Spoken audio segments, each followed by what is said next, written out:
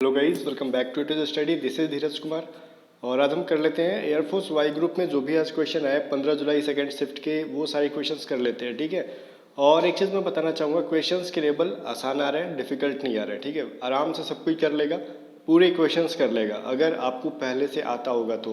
पहले से आता होगा का मतलब क्या हुआ, मतलब आपने तैयारी की है तो। ठीक है, तो चलो देख लेते हैं क्या क्या क्वेश्चंस आए हैं। और हाँ, एक चीज़ मैं कहना चाहूँगा, इसके बारे में ज़्यादा मत सोचो कि बहुत सारे लोग ना अभी कंफ्यूज्ड है कि जो मान लो जो एग्ज़ाम के स्टार्टिंग में 12 जुलाई के सेकंड शिफ्ट में जो हुआ था, तो अम्बाला वाला को लेके कट ऑफ हाई जाएगा, उससे कोई फ़र्क नहीं पड़ेगा क्योंकि उस एग्ज़ाम को, मतलब उस शिफ्ट को, उस सेंटर पे जो एग्ज़ाम होना था, जो भी कुछ हुआ उसको फिर से कराया जाएगा। तो इसके लिए उसका टेंशन मत लो, उससे रिलेटेड कट ऑफ पे कोई भी असर पड़ने वाला नहीं है। ठीक है ना, तो इस बात को लेकर बिल्कुल भी टेंशन में मत रहना। अपना एग्जाम पे, जिसका आगे एग्जाम में, सिर्फ और सिर्फ एग्जाम पे फोकस करो, कुछ भी आपके साथ गलत नहीं होगा। अब जो जो चीज़ हाईलाइट हो गई है ना, उस चीज़ को वो लोग छोड़ेंगे नहीं, सब कुछ इंप्रूवमेंट होते जाएगा। फिलहाल चलो क्वेश्चन देखते हैं क्या क्या क्वेश्चन आए हैं आज के। और जो भी आसान क्वेश्चन है उसके आंसर बताने की जरूरत नहीं है, जैसे कि आपको पूछ they teachers day, children's day, तो ये सभी बताने की जरूरत नहीं है। ठीक है, आप कर लोगे। और सारे बच्चों को आता भी होगा कि टीचर्स डे कब होता है, चिल्ड्रंस डे। देखो सुबह वाले शिफ्ट में चिल्ड्रंस डे पूछा, अभी टीचर्स डे पूछ दिया, तो हर बच्चे के जुबान पे होगा टीचर्स डे कब मनाया जाता है। अच्छा, जिसको मैं पूछ रहा हूँ आप कमेंट करके बताओ टीचर्स डे कब मनाया जाता है, कितने बच्चों को पता है, जरा मैं ये भी देख लूँ। हाँ, WWW का पूछोगे क्या होता है, तो वर्ल्ड वेब वाइड होता है। ठीक है ना, जैसे हो कि इंटरनेट चलाते हो ना जो आप लोग, वो world web wide. Bandipur national park कहाँ पे है भाई, ये भी एक टाइगर रिजर्व क्या है, और नेशनल पार्क है जो कि कर्नाटका में है। अब देखो बहुत इंपॉर्टेंट सवाल यहाँ पे आया, upper house of state assembly. ठीक है, देखो ये पार्लियामेंट से रिलेटेड नहीं है, ये स्टेट, मतलब देखो अपर हाउस लोअर हाउस दो टाइप के होते हैं, मैं बता दूं। एक समझ लो सेंट्रल लेवल पे, और एक क्या होता है स्टेट लेवल पे। समझ लो आप इस तरीके से, सेंट्रल लेवल पे जो हो गया आपका राज्यसभा और लोकसभा हो गया। ठीक है, जिसमें से सेंट्रल लेवल की बात की जाए, स्टेट लेवल की नहीं, तो राज्यसभा को अपर हाउस कहते हैं और लोकसभा को लोअर हाउस कहते हैं। लेकिन कहीं स्टेट असेंबली में आ जाए तो विधानसभा और विधान परिषद होता है। तो विधानसभा लोकसभा की तरह होती है, और मतलब लोकसभा के साथ मिलकर काम भी करती है, और विधान परिषद जो होती है वो राज्यसभा के साथ मिलकर काम करती है। तो जो उसमें अपर हाउस था तो इसमें वही अपर हाउस होगा। तो राज्यसभा के साथ कौन काम करता है, विधान परिषद काम करता है, तो अपर हाउस कौन हो गया, विधान परिषद हो जाएगा। तो इसका आंसर आई होप कि आपको समझ में आ गया होगा कि विधान परिषद होगा।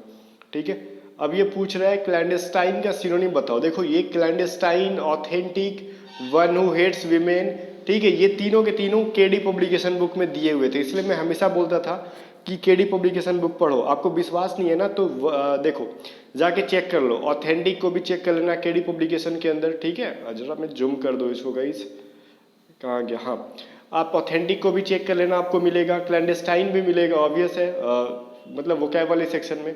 और ये वन हू हेट्स वीमेन तो सारे बुक्स में मिल जाते हैं। तो क्लैंडस्टाइन का मतलब होता है छुपाना किसी चीज़ को। ओके, तो छुपाने के अर्थ में क्या होता है, हाइड करना, किसी चीज़ को सीक्रेट रखना। ठीक है, बहुत सारे वर्ड हो जाते हैं, तो क्लैंडस्टाइन का कुछ भी सिनोनिम हो सकता है, डिपेंड करता है ऑप्शन क्या था। यही ऑथेंटिक का मतलब होता है प्रमाणिक चीज़।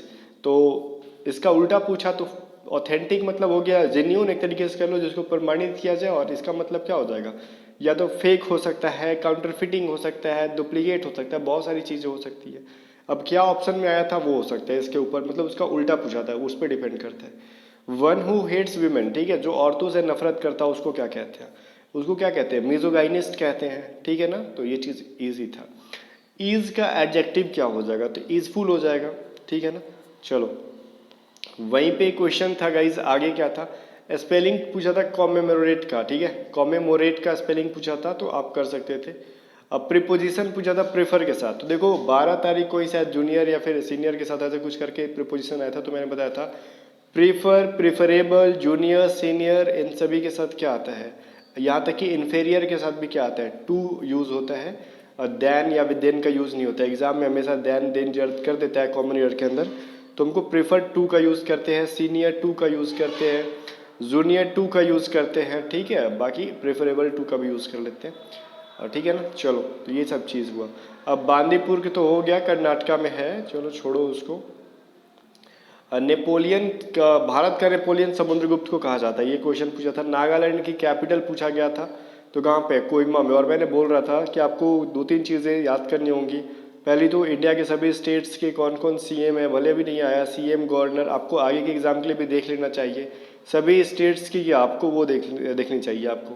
कैपिटल खास करके सेवन सिस्टर्स जो है उनकी ज़रूर, सेवन सिस्टर्स के बारे में मैंने आपको पढ़ाया भी था, ठीक है। तो ये सभी चीज़ें इंपॉर्टेंट है। आगे देख लेते हैं क्या क्या है भाई। हाँ आगे देख लो गाइज, ये कह रहा है, ठीक है वो तो प्रीफर के साथ हो गया, टू लगेगा। अब यहाँ पे if I dash a king, ये क्या है, एक इमेजनरी वर्ड है, सेंटेंस है। अगर मैं ये होता, अगर मैं वो होता, अगर मैं राजा होता, तो इमेजनरी काल्पनिक शब्दों के साथ कौन सा वर्ब यूज करते हो, वेयर का यूज करते हैं, जिसको हम लोग वर्ब बोलते हैं, ठीक है। तो if I were a king, ठीक है, अगर मैं राजा होता तो ये करता वो करता जो भी कर लेता, ठीक है, जो भी करता वो बात अलग है यहाँ पे, लेकिन काल्पनिक के साथ हमेशा WERE वर्ब का यूज करते हैं। अब बोल रहा है कि एटमॉस्फेरिक प्रेशर को मेजर करते हैं बैरोमीटर से, क्लियर है। अब यहाँ पे बाईसिंग भूटिया का पूछा था किस स्पोर्ट से रिलेटेड है, तो ये किस स्पोर्ट से रिलेटेड है, ये तो बता दूं मैं आपको, ये फुटबॉल से रिलेटेड है, ठीक है ना। और अगला क्वेश्चन ये है, क्या है भाई, he has just dash home, क्या भरे, अच्छा नीचे दे रखा है फिनिश से रिलेटेड ऑप्शन होगा। तो ऑब्वियस है कि जब हैज एब आ गया, हेड आ गया, तो इसके साथ भीतरी ही आएगा। तो फिनिश का जो फिनिश्ड वाला ऑप्शन था वही होना चाहिए, ठीक है। अगर फिनिश्ड ऑप्शन में होगा तो बाकी ऑप्शन पर भी डिपेंड करते हैं कि और किस क्या क्या ऑप्शन दे रखे हैं, ठीक है। अगर फिनिश्ड ऑप्शन में था तो 100% यही ऑप्शन में होगा। अब आगे रीजनिंग है, जरा हम लोग देखते हैं, शायद दूसरे पेज पे मिल जाए हमको। इसी के नीचे है, मिल गया, देखो 1 4 10 22 46, ठीक है। इसमें क्या होगा आपको निकाल लेना था कि 1 के बाद 4 है तो 4 के बाद 10 है तो 10 के बाद 22 है, 46 है, कैसे करोगे, देखो 1 का मल्टीप्लाई करो 2 से, क्या हो जाएगा 2, तो 2 में 2 जोड़ दिया तो कितना हो जाएगा, 4 हो जाएगा, क्लियर है ना, 4 हो गया, अरे भाई 4 हो गया, ठीक है। अब यहीं पे देखो क्या है, बस 2 से मल्टीप्लाई करो 2 जोड़ दो, ठीक है, 2 से मल्टीप्लाई करो, जैसे 4 से, देखो रुक जाओ भाई, 4 इंटू 2 क्या होता है, 8 होता है, 8 में 2 ऐड कर दोगे तो क्या हो जाएगा, 10 हो जाएगा। वैसे ही अब क्या करेंगे हम लोग, 10 है ना यहाँ पे, 10 इंटू 2 क्या करोगे, 20, 20 में 2 जोड़ दो 22, वही काम किया है, 22 इंटू 2 44, 44 में 2 जोड़ा 46, तो 46 में 2 से मल्टीप्लाई करके 2 ऐड कर दो उसके अंदर, तो जो आंसर आएगा हो जाएगा। तो 46 दूनी तो 6 दूनी 12 और ये 92, ठीक है, प्लस 2 क्या हो जाएगा, 94 हो जाएगा, ठीक है ना। तो चलो अगर 6 इस तरीके से था तो इसका राइट आंसर क्या हो जाएगा, 94 ही आ जाएगा। आगे देखते हैं और क्वेश्चंस क्या है भाई। एलसीएम पूछा गया था आपसे, तो ये दो निकाल सकते थे ना, एलसीएम निकाल के तो मैं नहीं दिखाऊंगा। 15 25 एंड 40 75 का ये एलसीएम आया था, तो इसको आपको करना था। तो कुछ नहीं करना था, तो मैंने एलसीएम ऐसे पे बहुत बार पढ़ाया था कि 15 25 ये लिख के अपना निकाल लेना अपनी तरीके से, ठीक है। बाकी हम लोग ऑप्शन से भी देख सकते थे कि कौन से ऑप्शन से, अगर ऑप्शन से नहीं बनाने आता तो बेसिक जो बच्चे की तरह मैंने सिखाया था वो वाला रूल करके निकाल सकते थे एलसीएम, ठीक है। तो इस मेथड से इसको भी बनाया जा सकता था इजीली। अब नेक्स्ट एक दो क्वेश्चन और बच गए यहाँ पे। ओपन द डोर का पूछा था पैसिव, तो बहुत इजी था। इसको तो ट्रिकी इंग्लिश पे मैंने इंग्लिश के कॉमन ईयर में डाला, सॉरी प्रैक्टिस सेट के अंदर डाला भी था, close the door, open the door, ठीक है, लेट से बन जाएगा। और ये देखो क्या है, किसी आयत की भुजाओं का अनुपात जो है 9:7 है और एरिया जो है 256 है, तो परिमाप बताओ। इसका डेटा गलत है गाइज, या तो 9:7 नहीं होगा, नहीं तो 256 नहीं होगा। अगर इसको बनाना होता तो कैसे बनाते वो मैं बता देता हूँ भले। देखो बनाना होता तो कैसे बनाते, एरिया दे रखा है ना 256 मान लो, तो एरिया बराबर क्या होता है, लेंथ इंटू विड्थ, 256 होता है, ठीक है। तो इसको मान लेते 9x इंटू 7x कर लेते, ये चीज कर सकते थे, 256 कर लेते। 9x देखो मैं बता रहा हूँ, 9x इंटू क्या था 7x इज इक्वल टू 256। अब इन दोनों को मल्टीप्लाई करके x का वैल्यू निकाल लेते, ठीक है। x के वैल्यू से क्या करते, 9 और 7 को मल्टीप्लाई कर लेते, जो वैल्यू आता उसको क्या कर लेते आप लोग, 2 इंटू एल प्लस बी में फुलफिल कर देते।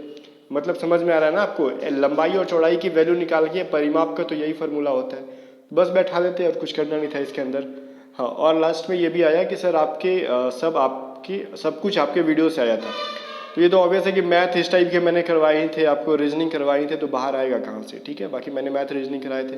सो मिलते हैं नेक्स्ट वीडियो के अंदर, तब तक के लिए बाय बाय। और इस वीडियो को लाइक करके जाना, और जो क्वेश्चन याद हो कमेंट सेक्शन में बता देना, ओके चलो।